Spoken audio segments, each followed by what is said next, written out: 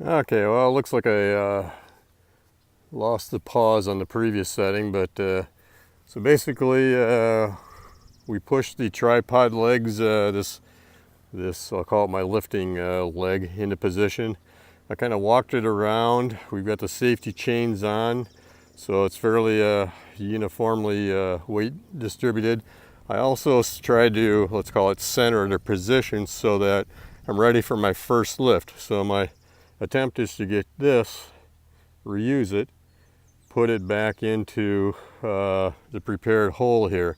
So I'm gonna have to do it in a couple stages and basically lift, kind of drag, set it back down, reposition it, walk the tripod, and eventually so it ends up center over the hole.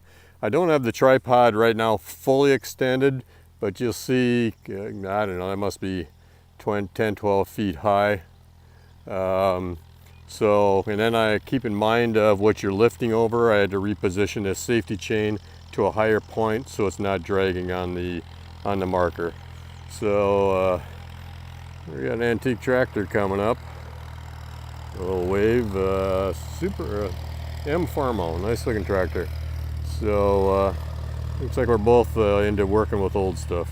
So hope this helps, and if I don't get the video pieced together, please try to watch them in order and sequence. The amount of time I've spent recording all of this, for your viewing pleasure and education, I could have had this entire monument reset. So this is only a two-piece.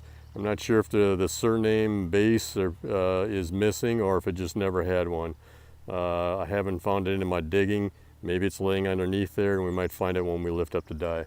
So there you go, tripod chain hoist. In my case, I'm using it to reset fallen cemetery headstones and gravestones. So do what you can in your area. Thanks for watching.